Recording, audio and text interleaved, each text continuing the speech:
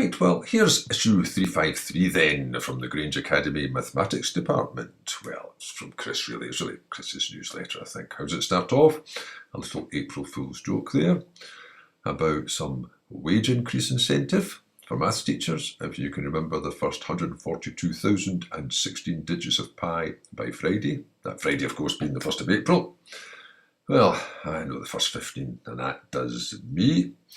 Then on the other side, there's a little function mentioned here, the Hollywood function, which quite tickled Chris's fancy. Now that in itself would be quite a good wee conundrum. How could you derive that function? I think we'll do that as a sort of secondary one to this issue. So apart from the one that's in it itself, how about have a look at that, take a note of it. What does it do? How would you derive it? Next page, there's a little article on the Grange Maths Camp 2016, which looks as if it was really well organised and quite a lot of fun for everybody involved, especially with Chris being in that Ceilidh band and them having that Ceilidh on the Saturday night.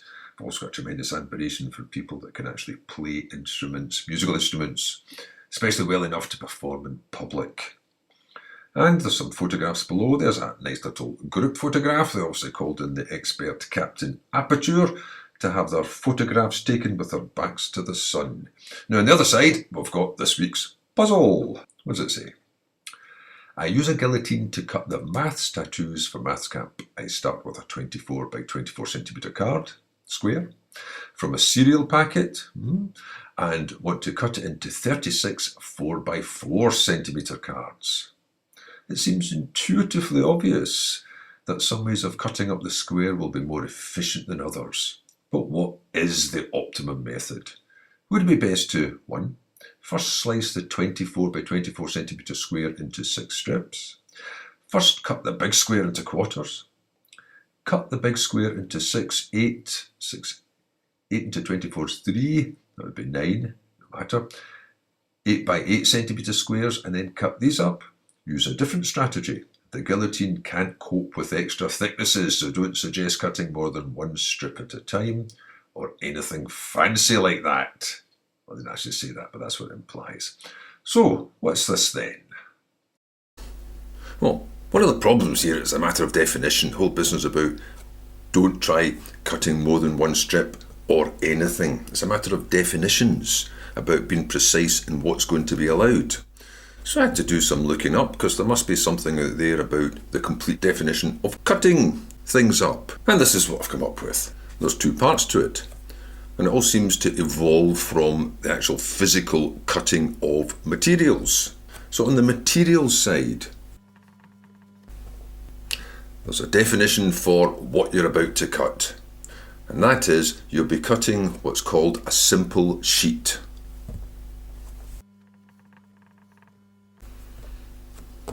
And a simple sheet means it's a 2-dimensional surface which is contained within a continuous boundary, where, however, the gradient to each point in the boundary need not be continuous, in the sense that there can be corners and cusps on it. So it could indeed look like this. So the first definition is, 1, that it's a 2-dimensional surface contained within a continuous boundary, with that proviso of the gradient doesn't need to be continuous. However, to be simple, it has to also have this feature. It has 2 sides, a distinct upper and lower face. There's a top and a bottom to it. You can't get from the top to the bottom without traversing the boundary.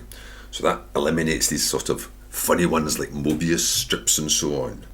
And the third thing about a simple shape, apart from the fact it doesn't need to be flat, it can be curved. So a hat, for instance, is just a simple sheet. The third thing is, it can contain inner boundaries. Maybe I should have added there. It can contain inner non-intersecting, where the order of the sheet is given by the number of boundaries. So that would be a simple sheet of order 1. This would be a simple sheet of order 2.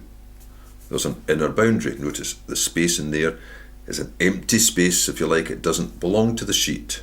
Again, it all just comes from real situations, so that could just be like a sheet, and that could be like a poncho, and it would build up again. Or it could have two inner boundaries but not intersecting. That would be a simple sheet of order 3. You could also go backwards and say a simple sheet of order 0 should have no boundaries, and that would be like a football, like a sphere.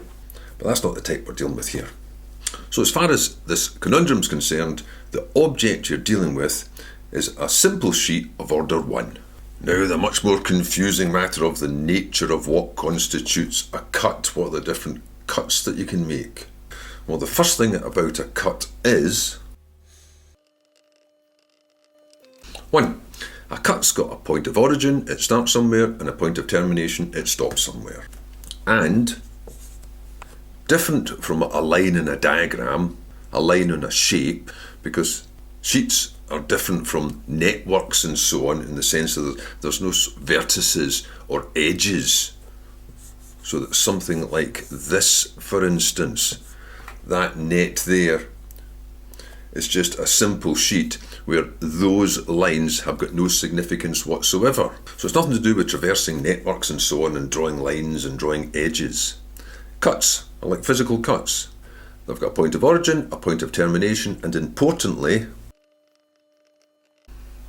a cut produces a boundary pair on either side of it. If you take a sheet and you cut it, then that cut has actually produced an edge on either side. That cut has produced a boundary pair. Now, out of all the types of cuts, the ones you'd probably be talking about here would be what's called a simple cut. And a simple cut has to fulfill these conditions. 1. It's constrained to be formed on the sheet. In other words, it doesn't extend beyond boundaries. If a cut wasn't like that, you would call it an unconstrained cut, which could go on and pass through other sheets. Is non-self-intersecting, so you can't just go wild with a cut, because then it could almost do anything.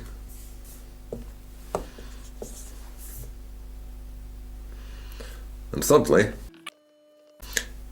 is straight or freeform. Straight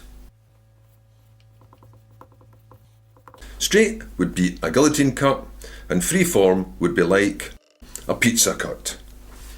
So again, as far as the conundrum is concerned, you'll be operating on a simple sheet of first order, and you'll just be using a constrained, non-self-intersecting simple cut, what you would just call a simple cut. And then within these simple cuts, there are various classes of simple cuts. One class would be whether it's an open cut or a closed cut. And that just depends on its points of origin and termination. In an open cut, the terminal point is distinct from the origin point. And in a closed cut, and closed means the terminal point is coincident with the origin point. So that starting here and going back round, that would be a closed simple cut. Notice that's not an intersection. At an intersection, there are 3 meeting parts, whereas on a closure, there's just 2 parts, the same as at any point along the cut. The next class is, it can be complete, incomplete, or what's called a pierce cut. And that just depends where it starts and finishes, where the origin and termination is. It's a complete cut if it starts on a boundary and finishes on a boundary. An incomplete cut would start on the boundary and terminate within the sheet without reaching another boundary, and a pierce cut would start within the body of the sheet and stop within the body of the sheet. So a complete cut would start on the boundary and terminate in the boundary without intersecting itself. And it can be open or closed. An incomplete cut starts on the boundary and terminates inside it somewhere. Now that can't be closed, because if that was closed, it would go back to being a complete cut again. And a pierce cut starts within the sheet and stops within the sheet. So in terms of materials, that's like cutting off a piece of material. This produces an offcut. This would be like cutting a vent into material, and that would be like cutting a buttonhole. But remember, what you're actually cutting are boundaries. So these all do something.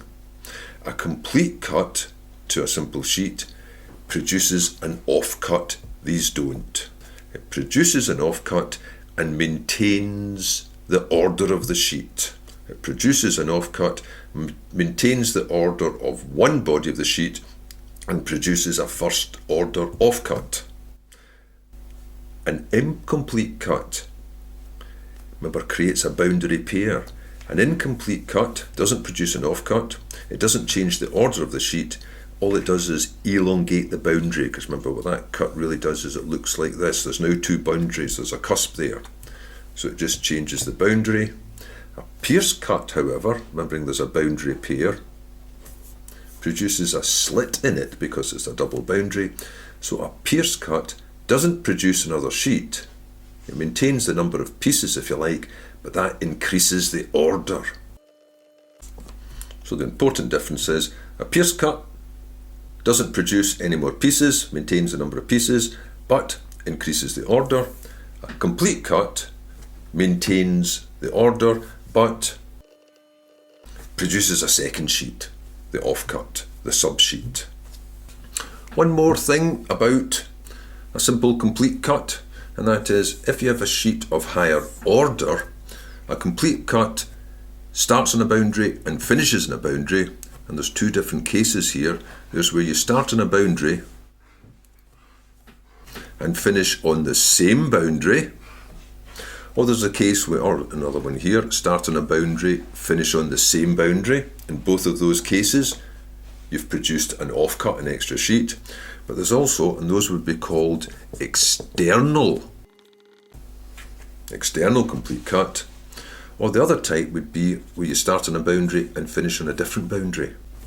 And that would be called an internal complete cut. It's still a complete cut because it starts, its origin and termination is on a boundary. But if they're on different boundaries, it's called an internal complete cut. So it's on the same boundary for an external cut, and it's on a different boundary for an internal one. And the difference here is an external complete cut will produce an offcut. An internal complete cut is different in that it won't produce an offcut, because now the shape's been split like this. Let's just forget these ones. But what it has done instead is it's reduced the order. So it will reduce the order of the sheet, in that case from 2 to 1. It's now just got the one boundary. Now, if that wasn't boring enough already, the other classes of cuts are the rogue cuts. The unconstrained cuts, which can virtually do anything, of course. They can pass through boundaries and pass through space, so you can get any number of pieces.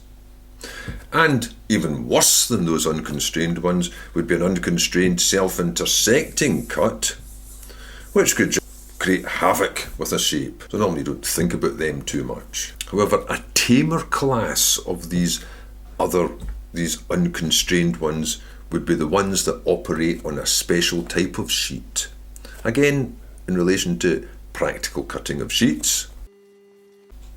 If you have a sheet, which in this case has had 3 simple cuts made to it. Again, when you say simple cuts, it's just to avoid all the different classifications. A simple cut, out of the various types of simple cuts, just to say simple cut on its own, means that you've got an external complete cut. If it was anything else, then you just specify that. Now, if you had made 3 simple cuts, you can't say simple cuts to the sheet, because as soon as you've applied one cut, you've now got 2 sheets. And then cutting that again, you've now got 3 sheets. Cutting again, you've now got 4 sheets. So they have to be applied sequentially.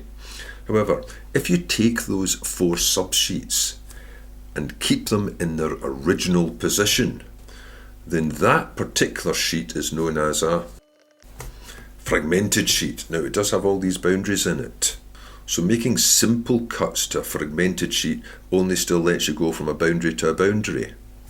However, there is a class of rogue cuts, if you like, not as bad as the completely unrestrained ones, unconstrained ones, or self-intersecting ones. There is a class called a secondary cut, or a secondary simple cut, which follow the classifications of the simple cuts, except they operate on a fragmented sheet. Only they operate on a fragmented sheet as if it had not been cut. Invisible cuts, if you like, because that's what happens in practical situations. They cut a certain shape, forms these pieces, they keep the pieces together, and you can make a secondary cut through it.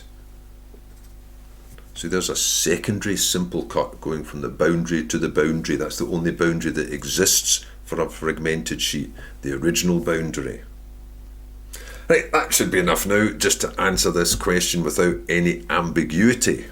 So, here we go, an actual cutting board and a freeform cutter. And the principle is simply that if you have a simple shape, and there's a simple shape there, and you make a simple cut on it, then that simple cut produces two pieces. And every time you make a simple cut, and you can't avoid it, every time you make a simple cut, you just produce one more piece. Oh, and of course, a tear is equivalent to a cut. So that if you had some square, I know these aren't quite square here, that had to be cut up, then in order to cut this square into 9 pieces, the best you can do is to make, in terms of simple cuts, primary simple cuts, you should have to make 8 cuts. It doesn't matter if you cut it down here first of all, that's produced 1 piece, and then down here, it's now produced 2 pieces, because you've still got to go all the way through to cut the other ones. So it's taken 8 cuts to produce the 9 pieces. So to the actual problem itself then, how many cuts would it take? Well, each using simple cuts, each cut produces 1 piece, 1 subsheet, whatever you need. So you could do this and you'd end up with, let's begin about 1 now, oh, here's as good as a cut. So that took 5 cuts. The only problem is now, to get my 36 pieces, I'm going to have to take each of these and cut them 5 times. So if I do that with each of those 6 bits, that's 30 cuts. Plus the 5 I had to begin with is of course 35 cuts. To make 36 pieces from an original sheet, you'll have to make 35 simple cuts. But the original question said he was going to be using a guillotine. Now, a guillotine, just like in a practical situation, allows for a slightly different situation. Again, it'll be a guillotine cut that I'm doing, so it should be straight. And I know I'm extending beyond the boundaries, but theoretically I'm just going from boundary to boundary. So if I was using a guillotine, I could give it 5 simple cuts, 5 open, complete external cuts, just called a simple cut though. So I could do that, I could give it this 1, 2, 3, 4, 5 cuts. And one feature of a guillotine, it's got a table which allows you to maintain a fragmented sheet. And on a fragmented sheet, you can employ that sort of well-behaved class of unconstrained cuts. The secondary cut, you could then just turn this around, turn it around, and then make 1, 2, 3, 4, oops, the fragmentation defragmented there, 5 secondary cuts. So you could get your 36 pieces with 10 cuts on a guillotine. 5 primary simple cuts and 5 secondary simple cuts. However, if the conditions allow, and they do in real situations, if the conditions allow for an unconstrained self-intersecting cut, you can get your 36 pieces with 1 of those.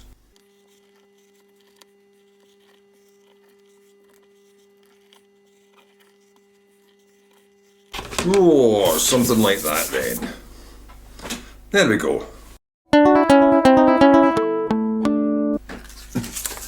Actually, to tell the truth, I did have a quick look to see if there's anything about cuts, but I couldn't find anything, so I just made that all up.